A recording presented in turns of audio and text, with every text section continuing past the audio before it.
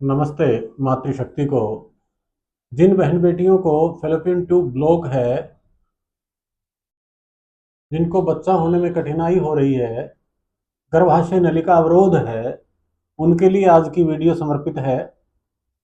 देखिए, आयुर्वेदोक्त अनुसार ये वात दोष के प्रकोपित होने से समस्या होती है। फैलोपियन ट्यूब में कसाव होता है, संकुचन होता है, अथवा किसी प्रकार का उसमें गांठें हो जाती हैं, जिसकी वजह से समस्या बनती है।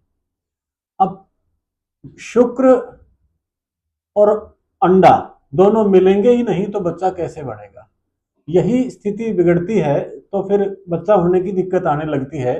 इसको आयुर्वेद में अनेक तरीके से दूर किया जा सकता है। फैलोपियन ट्यूब खोलने के लिए अनेकों साधन हो सकते हैं। हम थोड़ी सी औषध चर्चा करते हैं इसमें, आप नोट कर लें।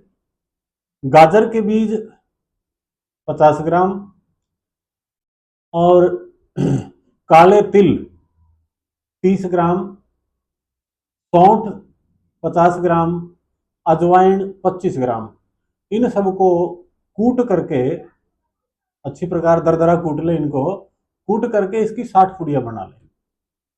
एक एक पुड़िया सुबह शाम खाली पेट गुनगुने पानी से इसका सेवन कर लें। और थोड़ी देर बाद आप संतति सुधा 2-2 गोलियां संतति सुधा इसके साथ आप ले सकते हैं।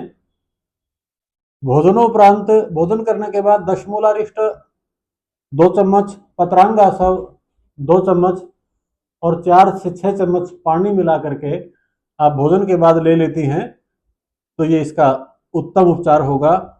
और भोजन करने के घंटा 1.5 घंटा बाद नारीकांति बटी 2, चंद्रप्रभा बटी 2 और लौकी घन बटी 2, इनका भी आप सेवन करें साथ साथ। ये भोजन के थोड़ी देर और रुक करके ले लें, क्योंकि ये आपका पत्रांग और दशमूल भोजन के 10-15 मिनट के दौरान लें और इनको थोड़ा सा आप कुछ देर रुक करके प्रयोग करें।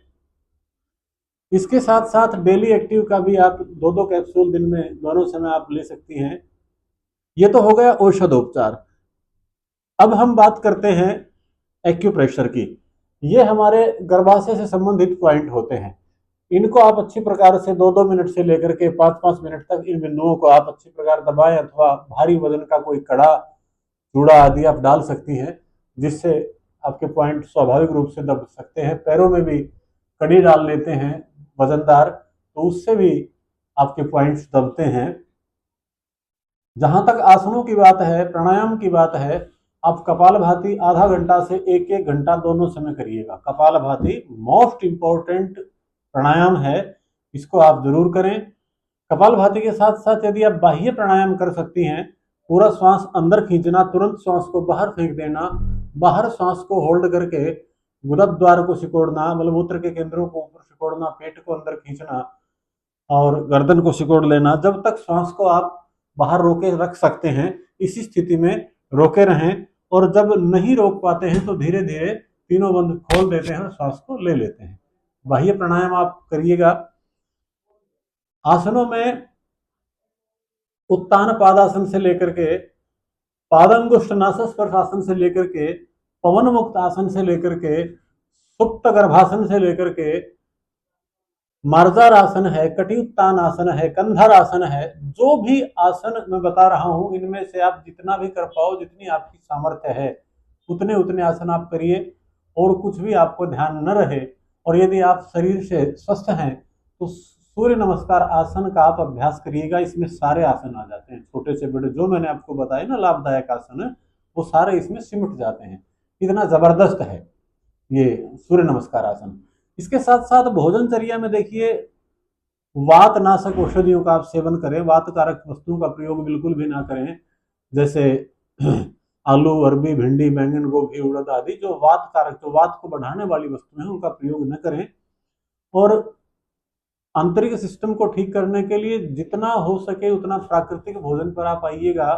कच्चा अंकुरित अन्न खाएं, फल सलाद ज्यादा से ज्यादा लें और सुबह 8 से पूर्व कुछ ना खाएं। 8 बजे से पूर्व आप केवल पानी पिए, या कोई औषधि लेनी खाली पेट की वो ले सकते हैं। और शाम को 6 बजे के बाद या ज्यादा से ज्यादा 7 बजे के बाद आप कोई भी भोज्य पदार्थ का सेवन ना करें, ना ही कोई तरल पदार्थ लें।